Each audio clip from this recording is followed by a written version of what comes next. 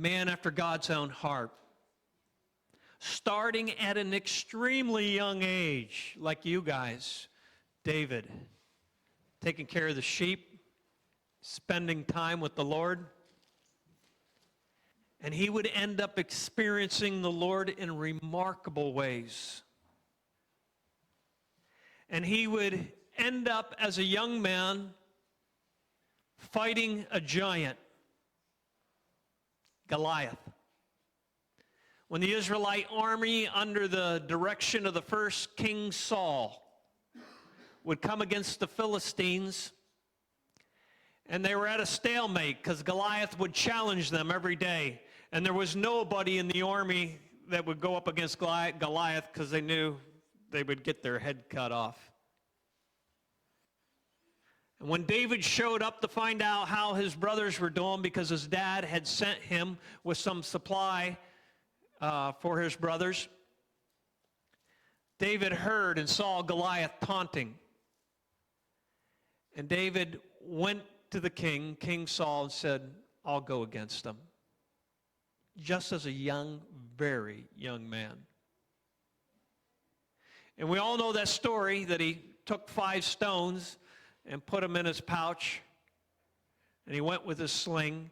And don't think of a sling, as something that, an inferior weapon, okay? Listen, when you read the scriptures, you will see that there were tens of thousands in the Israelite army that could use a sling like you couldn't imagine. That was the way that they shot bullets, was with a sling. And so David, as he came against Goliath, took him down with 1 stone. But David realized who enabled him to do that, and that it was the Lord. David would end up being summoned by the king to be his own personal bodyguard. And David would play the harp for Saul. David would also go out on expeditions that the king would send him out on as a very young man. Saul would reign for 40 years in Israel. And David, in the first part of those 40 years of Saul's reign, was Saul's right-hand man, so to speak. But unfortunately, David's fame grew greater than King Saul's. And Saul became jealous of David. Now, David had also been anointed by the prophet Samuel as the next king for Israel. And Saul, of course, wanted his son Jonathan to be the next king. And Saul became so jealous of David that he tried to put David to death. And David had to run for his life. And as David ran, years transpired. How would you like to have been anointed the king as a young man, knowing that the Lord had called you to be the king of the nation, but the very king of the nation, Saul, was the one who was hunting you down to put you to death? David would run for him for almost 14 years of his life, while Saul and the army were trying to find him and put him to death. The Lord would step in and he would miraculously protect David time and time again from Saul. And you say, why would the Lord call you or call me or call David to do something incredible, and then he would put it on hold for more than a dozen years? And he would run you through such severe testing, such unbelievable trials, that you'd question, is this really ever going to happen in my life? What in the world is God doing? But in those 14 years that David was running from Saul, God was doing an incredible work in preparing him to be one of the greatest leaders ever in the nation of Israel. Now listen, you want to ever become good in something, you better be willing to pay the price.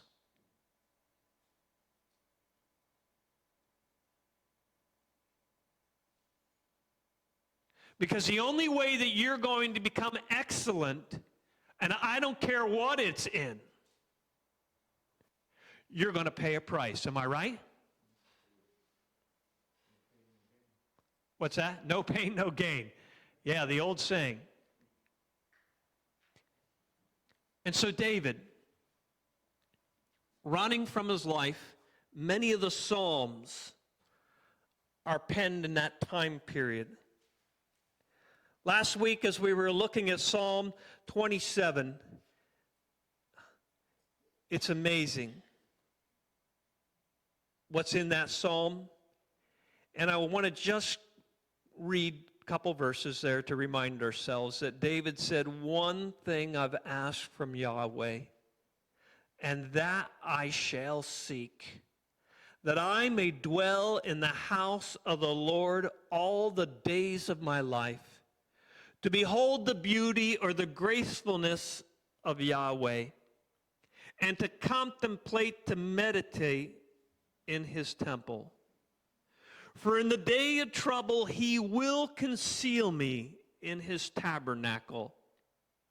In the secret place of his tent he will hide me, and he will lift me up on a rock." Well, this morning, we're going to look at David watching the Lord conceal him, hide him. We're going to look at David literally being lifted up on a rock, not figuratively as we saw in Psalm 27, but literally.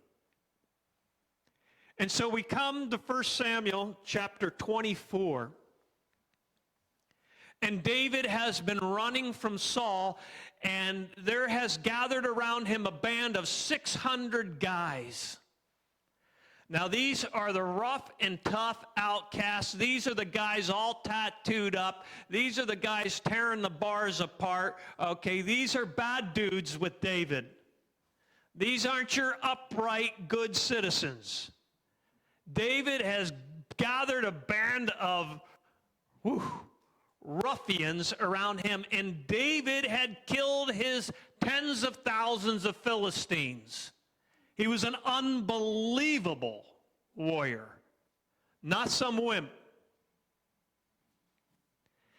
But the amazing thing is these 600 men followed David and were willing to lay down their lives for him. And they believed that he was going to one day be the next king of the nation. They fell in love with David, and David was no wimp as he stood his ground, and he would even oppose some of these 600 guys, as we'll see this morning. But they respected him tremendously, and they listened to him carefully. And because of that, they got to experience the Lord in remarkable ways, just like David.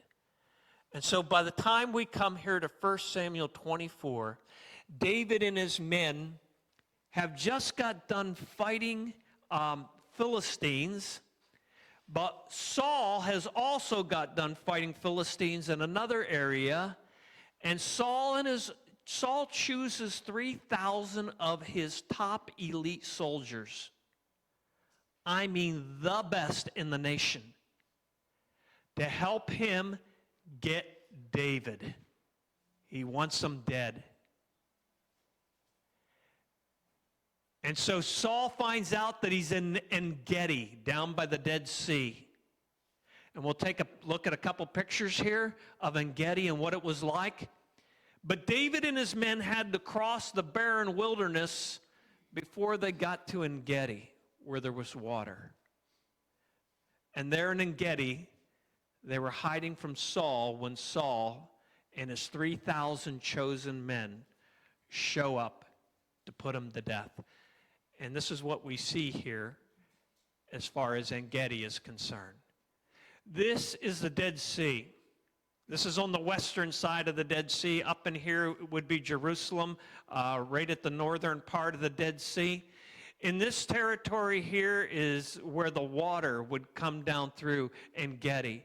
And I'll show you some pictures here in just a moment. But I want you to understand this is nothing but barren wilderness. I mean, there's no water. It is nothing but the worst rugged terrain that you could imagine. This is a 2,000-foot ascent up to here. This is not a little mountain here in Pennsylvania. This is enormous, although you can't tell it in the picture. En-Gedi is the place of the kid deer. That's what it means. It's where the little deer would come to drink. And it's incredible how the water begins right there in that ravine and just flows right out from underneath the rock. And this is an incredible oasis here in En-Gedi. Nothing but barrenness everywhere except right where this water is running. Looks like the tropics, doesn't it? Keep in mind, at the Dead Sea, you're 2,400 feet below sea level. Okay? 1,200 feet below sea level. You are really in a hot, hot area down there at the Dead Sea. Extremely hot. It will bake you in no time at all. And so you definitely need some fresh water. Keep in mind the Dead Sea is all salt water. You can't drink any of that. This is the only spot really around the Dead Sea where you can get some fresh water. These are the caves right there at En-Gedi. There are many caves in the sides of the cliffs all over, up through the ravine, on the faces of them, caves galore. And this plays an intricate part in the story that we're about to see. This is where David and his men were hiding. So this is what we read in Samuel, 1 Samuel 24. It says, "Now when Saul returned from pursuing the Philistines, he was told, saying, 'Behold, David is in the wilderness of En-Gedi.' So then Saul took 3,000 chosen men from all Israel, and he went to seek David and his men in the front of the rocks of the wild goats. And he came to the sheepfolds on the way, where there was a cave, and Saul went in to relieve himself. Now David and his men were sitting in the inner recesses of the cave, and the men of David said to him, 'Behold, this is the day which the Lord has said to you, Behold, I'm about to give your enemy into your hand, and you shall do to him as it seems good to you.' Then David arose, and he cut off the edge of Saul's robe secretly. And it came about afterward that David's conscience bothered him because he had cut off the edge of Saul's robe. And so he said to his men, 'Far be it from me because of the Lord that I should do this thing to my Lord, the Lord's anointed, to stretch out my hand against him, since he is the Lord's anointed.' So David persuaded his men with these words, and he did not allow them to rise up against Saul. Saul arose, and he left the cave, and he went on his way. Now afterward, David arose, and he went out of the cave, and he called after Saul, saying, 'My lord the king.' And when Saul looked behind him, David bowed with his face to the ground and prostrated himself. David said to Saul, 'Why do you listen to the words of men, saying, Behold, David seeks to harm you? Behold, this day your eyes have seen that the Lord had given you today into my hand in the cave. And some said to kill you, but my eye had pity on you. And I said, I will not stretch out my hand against my Lord, for he is the Lord's anointed. Now my father, see, indeed, see the edge of your robe in my hand. For in that I cut off the edge of your robe and did not kill you, know and perceive that there is no evil or rebellion in my hands, and I have not sinned against you, though you are lying in wait for my life to take it. David does an incredible thing when he steps out of this cave and announces to Saul that he's right there. We need to take and enter into this story. We need to get a full picture of everything that's going on. We need to understand what's transpiring here. God leads the author of this passage to write the longest quote in this entire book of Samuel, right here. David, longest quote. And Saul's quote is going to be right behind him as the longest in Scripture. It's very interesting. There's a lot that is transpiring here. Now, we see what Saul does. David still says, "May the Lord judge between you and me, and may the Lord avenge me on you. But my hand shall not be against you." And as the Proverbs of the ancients says, out of the wicked comes forth wickedness, but my hand shall not be against you. After whom has the king of Israel come out? Whom are you pursuing? A dead dog? A single flea that I am? The Lord therefore be judge and decide between you and me, and may he see and plead my cause and deliver me from your hand. And when David had finished speaking these words to Saul, Saul broke down and he said, "Is this your voice, my son David?" And then Saul lifted up his voice and he wept. He said to David, "You are more righteous than I, for you have dealt well with me, while I have dealt wickedly with you. You have declared today that you have done good to me, that the Lord delivered me into your hand, and yet you did not kill me. For if a man finds his enemy, will he let him go away safely?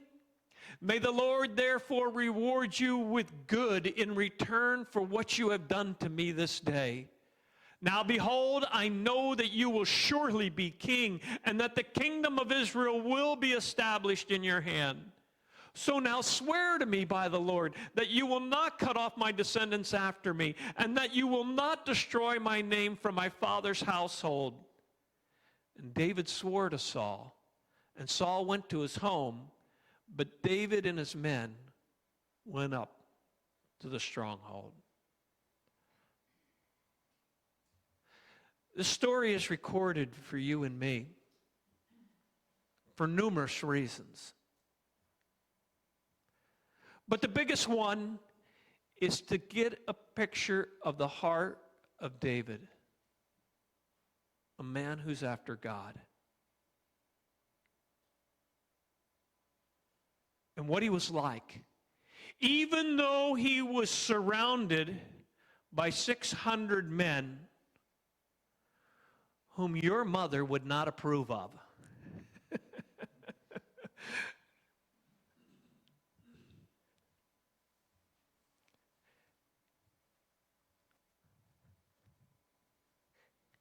David and his men, 600 of them, hiding in a cave. Now, I don't want you to picture all 600 of them in the same cave, okay? David might have been in with 100 of his guys. Maybe it was some of his best fighting men that were with him. Maybe it was only a couple dozen. We aren't told. But I want you to picture this. You got the blinding sun, okay? And Saul's out there in the sunlight, and he steps into the cave to relieve himself. And of course, his robe has to be dropped to the ground. Keeping in mind that the guys have been in the cave, their eyes have adjusted to the absolute pitch darkness of the cave. And they've got a tremendous advantage because they're in the darkness and they are looking towards the opening of the cave where the light is. Saul, as he's looking in, cannot see a thing. It is pitch black.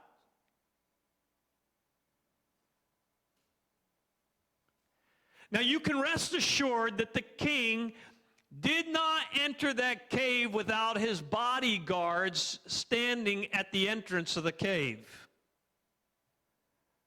Rest assured there was numerous other guys because they were seeking David and his men, and they knew he had 600, and they were searching En-Gedi, and they were searching the caves, knowing that that crew was hiding out there somewhere.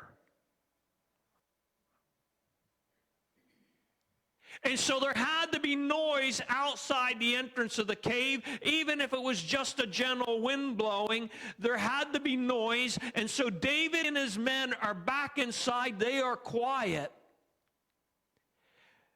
But there's some whispering going on. And Saul doesn't hear them because of the noise outside the cave. And they're trying to persuade David. And we read in the text, listen to what they said. Behold, this is the day of which the Lord said to you, I'm about to give your enemy into your hand, and you shall do to him as it seems good to you. This is it, David. He's promised you the kingdom. He's promised you to be king. This is time to take care of your enemy. Saul's been chasing us for enough years. We are sick of it. And just couple months before this, we just escaped with our lives.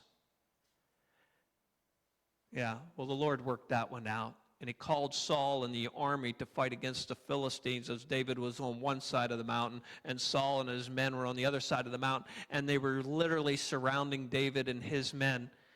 And a messenger came and said to King Saul, you got to come quick. The Philistines are raiding such and such a town.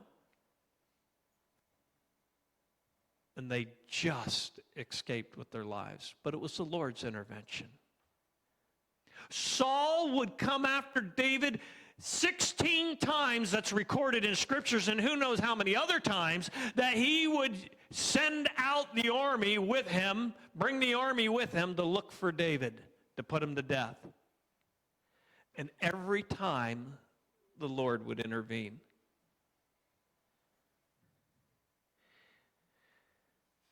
Every time David leaned in on the Lord and pleaded with the Lord, there's one thing I've asked of you, that I may dwell in the house of the Lord every day of my life, to behold your gracefulness, your beauty. And so David was a man who did nothing but come after the Lord over and over again. And so in this situation, it looks like this is the time for David to take Saul's life. He sneaks right up behind David, or right behind Saul, and David takes and he cuts a part of that royal robe off. Saul doesn't even know it. David was right there. Could have easily put him to death without any problem. And he's getting counsel from all his buddies to do it. This is it. This is the prime opportunity. This is unbelievable. There are hundreds of caves in En-Gedi, and what happens? The king picks the exact cave that David and his men are in. That's unbelievable, right? Unbelievable that he would go in to relieve himself. The Lord orchestrating all of it. Now, once you swear up and down, this is of the Lord. The Lord's doing this. This is an incredible opportunity for me. This is it. This is how I become king. You know what it was? It was a prime opportunity, but the Lord was testing David. It was a test to see what David would do. It was really a test to reveal, I believe, to the other 600 guys what David's character was really like. A man after God's own heart. And what we read here, is that it seems like in the text that David doesn't tell them, I'm not going to kill Saul. It looks like he first goes and crawls up to Saul and cuts the corner of the robe off. And all the guys are back in the cave and they're all watching. And they're going, here he goes, he's going to raise us. He's got his sword out. Here he goes. What is he doing? What? And then David crawls back to the guys.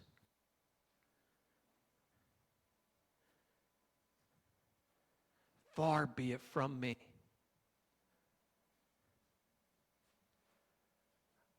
I even feel bad that I cut the corner of the king's robe off. My conscience has stricken me. How could I do this to the Lord's anointed? David said, I will never stretch out my hand, even though this guy is trying to kill me. I will not kill the king, the Lord's anointed.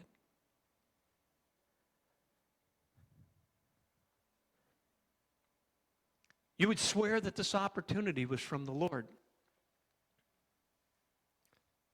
Really, it was a temptation from Satan. It was a test from God. And David passes it with flying colors. David even takes and he persuades his men, don't you lay a hand on him. The Lord will take care of him. In the Lord's timing, he will take care of the wicked.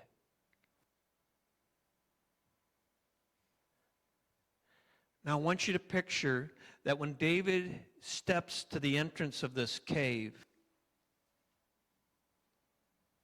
there's a couple things going on in the text. Let me come back. It says right here, he came to the sheepfolds on the way. And you could get rid of the because it's not there in the Hebrew. He came to sheepfolds on the way. A sheepfold is a pile of stones around the entrance of a cave. And so what the shepherds would do to protect their sheep at night from the wild animals, from storms or whatever, all these caves, archaeologists say, almost all of them have sheepfolds around them. They got a circular pile of stones at the entrance of the caves with only a small narrow opening, and there would be big stones even laying there. Oftentimes they would take and they would put briars on those stones to keep the wild animals out. That is what you call a sheepfold here. It's a protection so that the wild animals don't come into the caves to get the sheep at night, with the shepherd laying there. Sometimes the shepherd himself would lay right in that entrance. He wouldn't put the stones there. He would lay his body in that entrance, and the wild animal would have to come through him first. And so David comes to the entrance of that cave where those stones are. Saul and his bodyguards have already gone down into the ravine, probably up on the other side, and this is rugged territory, okay? So David goes, okay, there's enough space between us, as he hollers to Saul. Now, can you imagine?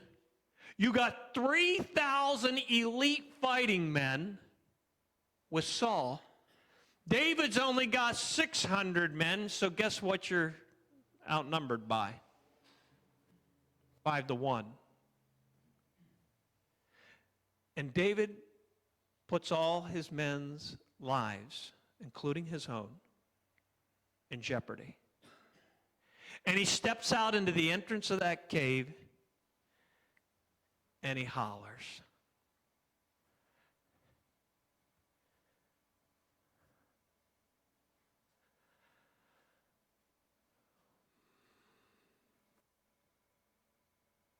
My Lord, the King.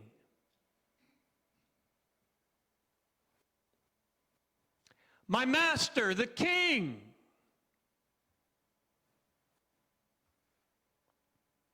And he bowed his face to the ground and prostrated himself. To the very one who has been trying to kill him for years. To the very one who has made his life extremely miserable. And running in the wilderness and hiding in the mountains. And you can rest assured there were a lot of time him and his men were hungry. And the weather that they endured. And you would go, what a waste of 14 years of my life. Right? How would you like to spend 14 years in prison when you don't deserve it at all?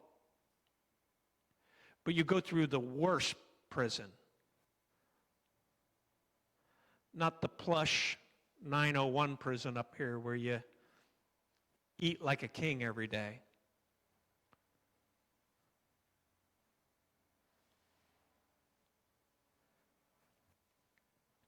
David showed incredible respect, incredible love, even for the king who's trying to kill him. Bows himself to the ground in honor.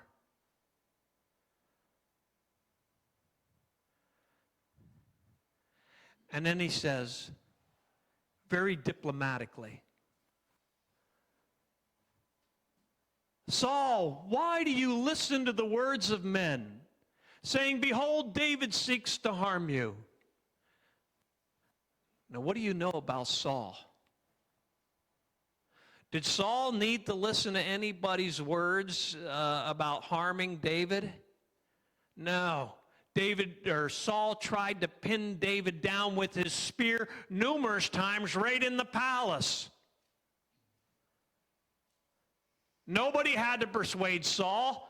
Saul had all the jealousy in his mind, all the rage in his mind, and he wanted him dead.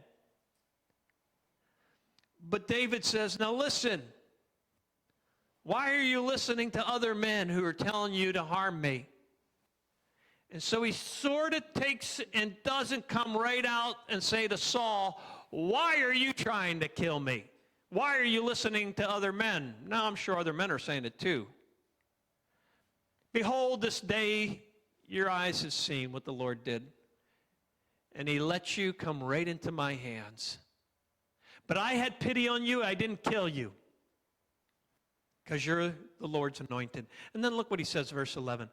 Now, my Father, and he calls him Father. Now, my Father, term of incredible respect. Now, my Father, see, indeed, the edge of your robe in my hand. And I want you to understand that there's no evil, there's no rebellion in me. I could have easily put you to death. And I want no harm. Even the guys talked to me and tried to get me to do it.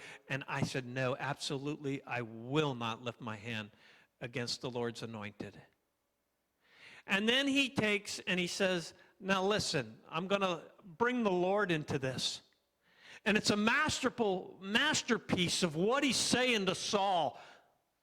And the Lord is leading him, and everything that he's saying, you can be rest assured. And so what he's saying will take and break Saul's heart in an unbelievable way. He says, now listen, The Lord is going to judge between you and me, and may the Lord avenge me on you, but my hand shall not be against you. I want you to keep in mind what happened when David took that piece of the king's robe and he held it up and he showed him across the ravine. See what's in my hand? The edge of your robe.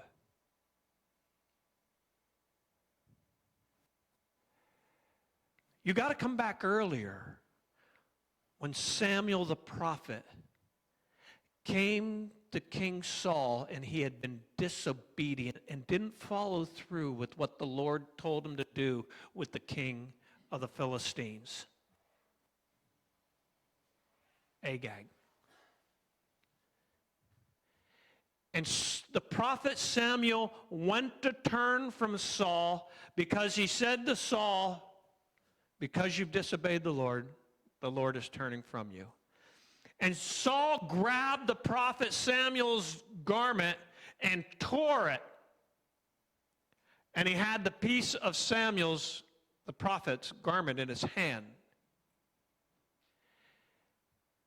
Samuel, the prophet, looked at that piece of torn cloth in Saul's hand and said, Saul,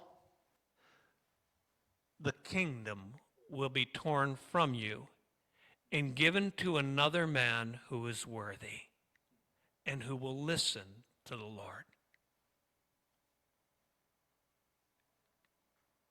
And so as David had that piece of Saul's robe in his hand, you can rest assured that what came back into Saul's memory was the absolute truth that he was going to have the kingdom torn from him, and David was the man who would become the next king.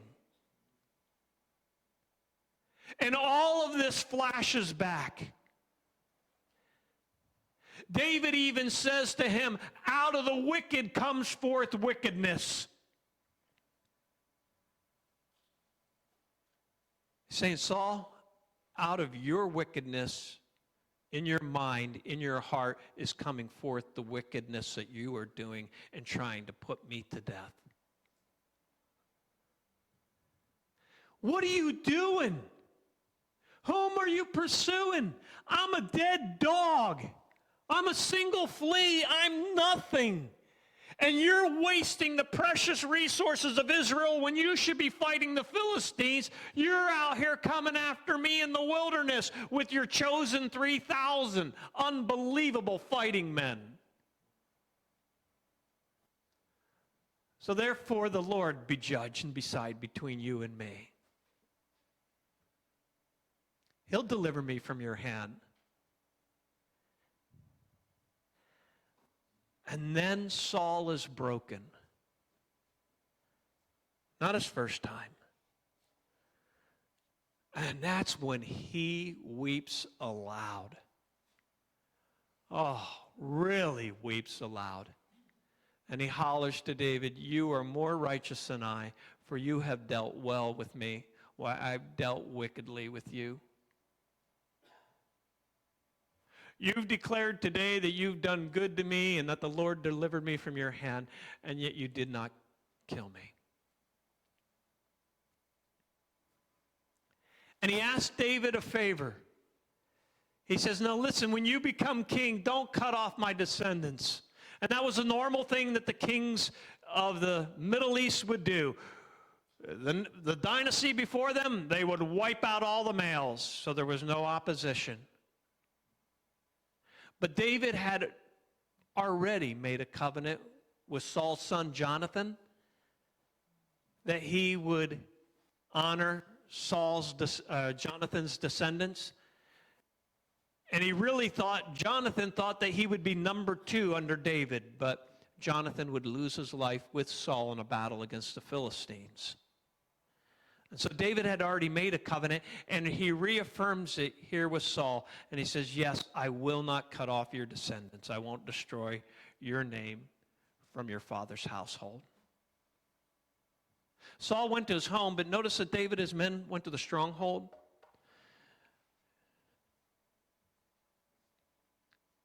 because David didn't trust Saul. He knew Saul would come after him again. And you know what happened? Saul, as king, was definitely not a man of his word. And he would come after David numerous times again. And God would deliver Saul right into his hand. The next story that we read in the scriptures, remember this one, Norm? I love it. Saul and his elite army is encamped, and they're after David, and they're sleeping at night. And of course, the elite sleep around the king to protect them. And the king had a water jar and his own spear by his head where he was sleeping. And David and Abishai take and sneak down into the camp in the middle of the night in the center of all the soldiers and take the jug of water and Saul's spear from his head. And they go back up on the mountainside, and they wait till morning, and then they holler down, "Yo!" Saul again, "David, is that you?" "Well, of course it's me." Actually, he talks to Abner, the commander of the army, and he says, "You need to be put to death, Abner. You didn't protect the king last night." David shows the spear and the water jug. And David again reaffirms, "Listen, I could have easily put you to death without any problem, and I didn't. I'm innocent." Now, when we come to this story in personal application, David walked so closely with the Lord. Wasn't perfect, we all know that. But he walked so closely with the Lord that his desire was to dwell in the presence of the Lord all the days of his life, to behold his beauty. And this was a daily thing. This was a constant thing.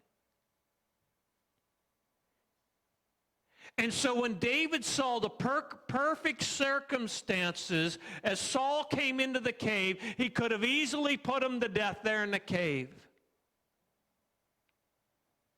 And he could have easily rationalized and said, "This is it. This is what the Lord has been talking about, that I'm going to be king, and finally I get to overthrow my enemy. He's delivered my enemy right into my hand." But because of David walking with the Lord,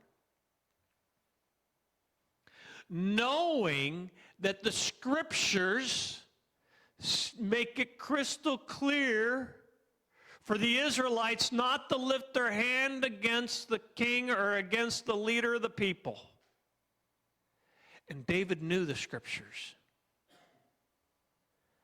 David said, "Far be it from me to do that."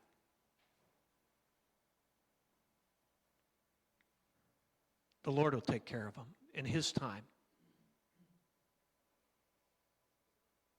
Now listen to me. God is going to allow a lot of circumstances in your life and in my life that everything looks like it's lining right up. "Oh, I need $10,000, and here comes the opportunity, and boom, it's right there, right before you. It's crystal clear. It's easy to obtain that 10,000. And you've got to discern, is this a trap or is this the Lord?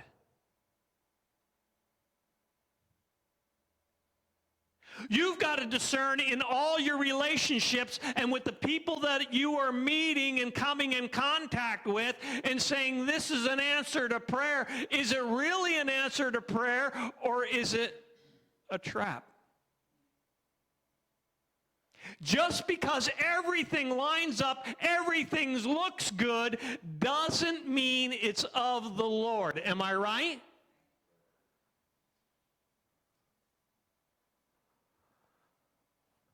There's only one way you're going to discern that. And that's your intimacy with the Lord. It's talking to him.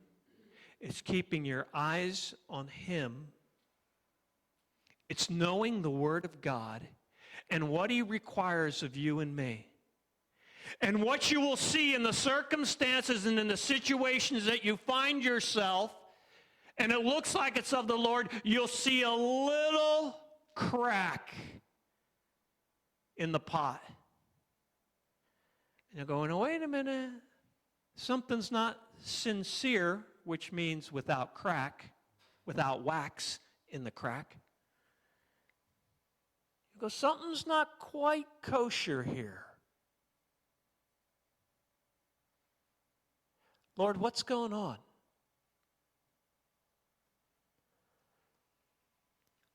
So here's what Satan does, and I've watched him do this so many times in my own life. He'll set up all the circumstances in the scenario, and it will look good. It will look like it's an answer to prayer. Oh, God's answering my prayer. Here it is.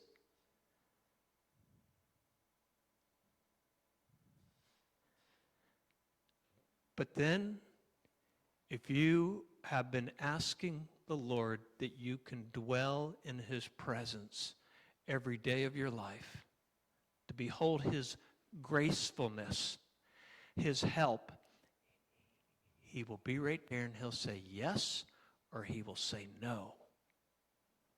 And he will make it crystal clear as to whether the circumstances are of him as yes, this is a go-ahead, or whether the circumstances are a test.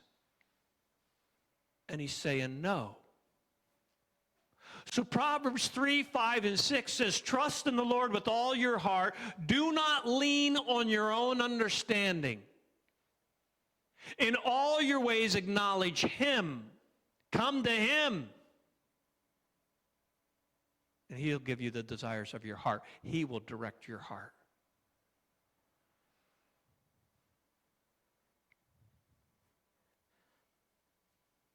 Your intimacy with the Lord is extremely, extremely important. Let me ask you this.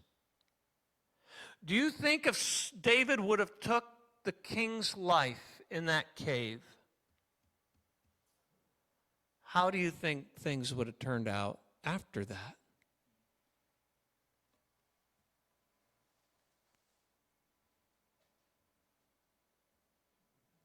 You can be assured it would not have been good. You could be assured that it wasn't the Lord's will. And the catastrophe that would happen afterwards would be great. It would be just like David, who one time does step out of the Lord's will, and he takes Bathsheba to himself, and then takes and murders Bathsheba's husband. One bad decision leads to another, and then there's tremendous consequences. God made it clear, David, yes, you are forgiven, but the sword will never leave your house. And David will flee for his life again as the king, and he will run to hide, and he'll be running from his own son, Absalom. And it all stemmed from his bad decision with Bathsheba.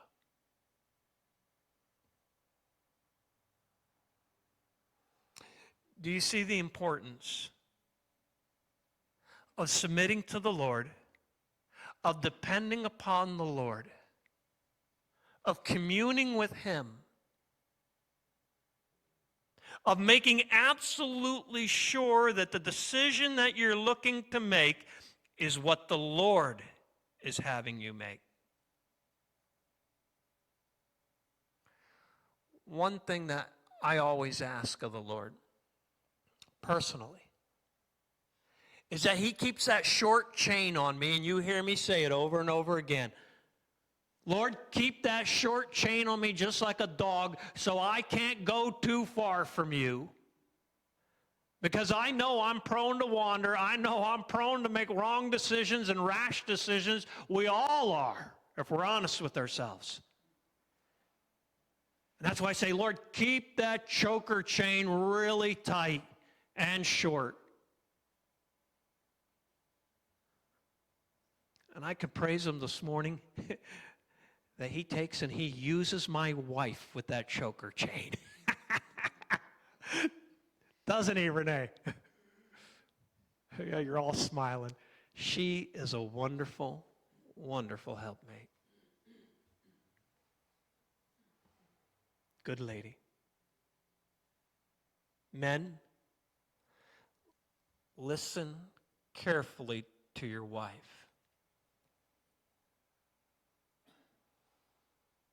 The scriptures tell us men that we are to submit also to our wives. Submit one to the other, not just the wives submitting to the men. And it's a relationship of dependence and of mutual respect. Mutual authority.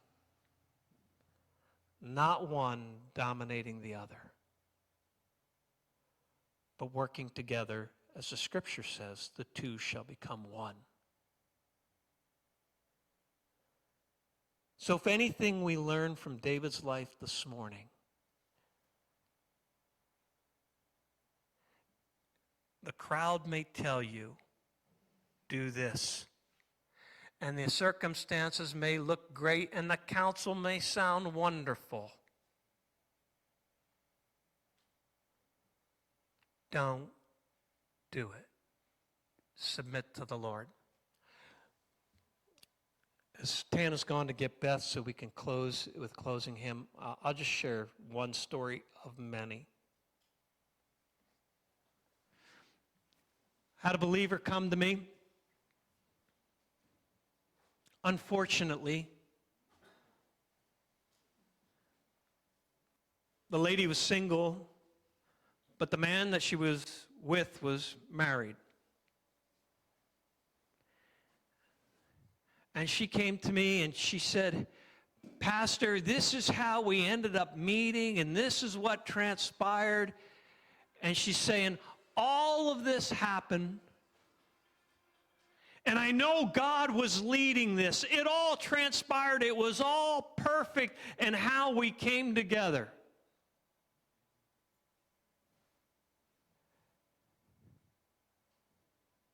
And I said, so you're telling me, and I knew this, so you're telling me that the Lord led you right into adultery to destroy his family, his relationship with his wife and his children. And believe it or not, and I know that this individual is truly saved, both of them. And they both said, yeah, absolutely, this is the Lord's will in our lives. We know it just feels so right. And I went, feels so right? I said, of course the scriptures say that sin is pleasurable. Sin is fun. And it's a lot of pleasure. But don't forget the rest of the verse. Afterwards, it brings death.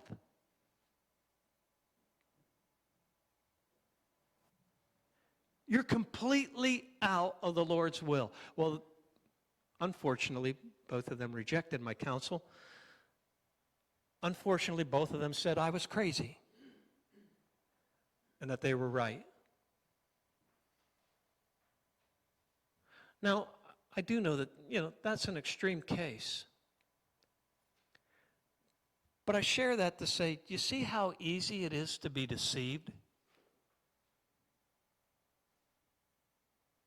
Thinking that it's right when it's so wrong. But I guarantee you that if you are a man or a woman after God's own heart and you are coming after him to dwell in his presence, you are in his word and you know his word, you will not be led astray. The snare that Satan sets won't spring on you. And you will be safe and secure. And in the end, David becomes the king in the right way. And everything that he experienced in the wilderness, he will have these 600 men behind him who will come to know Yahweh and who will come to walk with Yahweh and will become his incredible fighting force against all the enemies that he faces in the future. They will be so loyal to him because they will see that he is a man who will follow the Lord no matter what the cost. Ladies, men, is that true of you? Are you an individual after God's own heart? Is there one thing that you're asking the Lord, that I may dwell in the house of the Lord all the days of my life? Closing hymn.